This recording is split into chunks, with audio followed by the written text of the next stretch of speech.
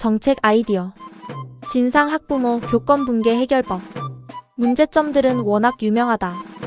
소풍, 수학여행 등이 사라지고 얘 기죽이지 말라는 과보호 속에 상과 벌 등 경쟁 능력 향상 교육도 사라지고 그렇게 얘들의 성장 기회는 제거되고 깨어있는 학부모들은 그것을 막기 위해 공교육을 포기하고 사립학교와 과도한 학원 등으로 어떻게든 대체하려 하고 그것은 막대한 경제적 부담과 행복도 감소, 출산율 저하로 이어지고 사교육에 시달리는 아이들, 제대로 교육받지 못한 아이들, 문제점을 늘어놓자면 끝이 없이 암울하다.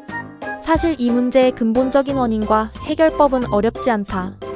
후진제도인 교육본권제를 폐지하고 교육중앙 집권화를 하면 되는 것이다. 자세히 설명하자면 지금의 교육제도는 각 학교의 교장이 마치 왕과 같고 따라서 학교 안의 문제 대부분을 각 학교가 알아서 처리하게 하고 있다. 그러니 진상학부모가 보기엔 국가가 아닌 고작 학교 하나, 교장 하나만 어찌하면 자기가 왕처럼 마음대로 할 수 있으니 우습게 보고 난리를 치는 것이다. 그로 인해 수많은 권력 전복이 이뤄지고 또 권력욕에 취해 난장판을 만들어 온 현실이 지금의 교육계다. 교장의 입장이 돼보아라. 본권제로 인해 중앙에선 외면하고 학교 하나의 힘으로 진상과 맞서야 하는데 진상 입장에선 커리어부터 시작해서 얼마나 박살내기 쉬운 상대인지 교장실, 교감실 쳐들어가 깽판치고 억지소송에 국민신문고 등 문제 크게 일으켜 질질 끌고 중소기업 사장이 아닌 카페 사장만 돼도 고작 학교 하나의 힘으로 어찌 막겠나. 선생님 입장도 돼보아라. 유일하게 의지할 수 있는 학교의 힘은 교장 선생님은 이미 박살났고 교사연맹, 교육부, 본권제에선 아무런 힘도 없다. 교사 되려고 투자한 시간 십몇 년과 힘들게 쌓은 커리어 다 박살내고 이쪽 업계로는 발 못 붙이게 한다는데 어쩔 건가? 선생으로 남기 위해 싸우고 나서 알바하며 딴일 배울 건가? 대부분은 진상에게 항복하고 교육계가 무너지게 방치한다. 썩은 교육계 때문에 내가 이 지경이 됐는데 교육계를 위해 내 20년을 희생하란 거냐? 알게 뭐냐며. 그렇게 열정 있던 선생님들은 맞서 싸우다 퇴출되거나 생계를 위해 선생이길 포기하거나 해서 빠르게 전멸한다. 그들의 잘못이 아니다. 잘못된 시스템이 문제지. 일이 이렇게 된 근본적인 원인은 결국 고작 교장 하나만 어찌하면 왕노릇 할 수 있게 한 잘못된 후진제도 때문이다. 해결하려면 앞서 말했듯 교육중앙 집권화를 해야 한다. 선생님들도 교장까지도 책임지는 위치가 아닌 중앙에서 내린 명령을 따르기만 하면 되는 팔다리로 노동자로 만들면 된다. 그들은 교육 지침을 준수하고 발생하는 특별 상황을 보고하는 등 정해준 일만 성실하게 하면 된다. 그 외 발생하는 특별 상황, 민원, 불량 학생, 사고 등은 모두 중앙에서 처리하고 책임도 중앙으로 가져온다.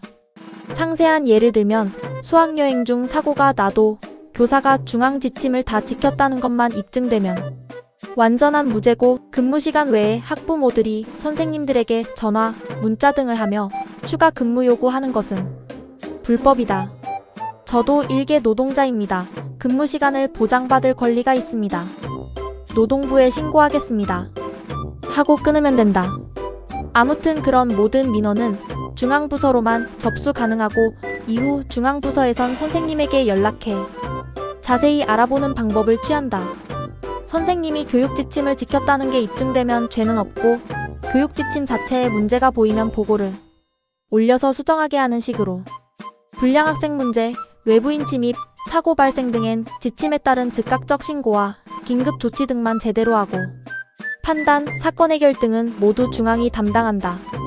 예를 들면 학교폭력 발생 시 도교육청 해당 부서에서 바로 출동하여 경찰을 대동하고 증언 얻고 CCTV 등 증거 찾고 확실히 조사한다. 실제 사건처럼.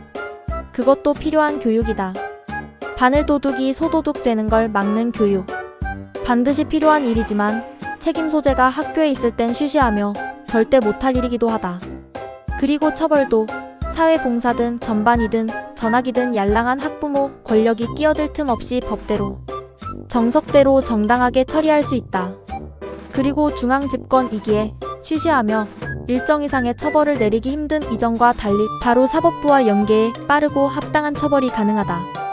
선을 넘은 불량 학생들도 도마다 설치된 특수학교라는 전문 교육시설로 보낼 수 있다. 특수학교들엔 각 학교에서 고연봉의 커리어 쌓기 좋게 스카웃한 스페셜리스트 선생님들이 배치된다.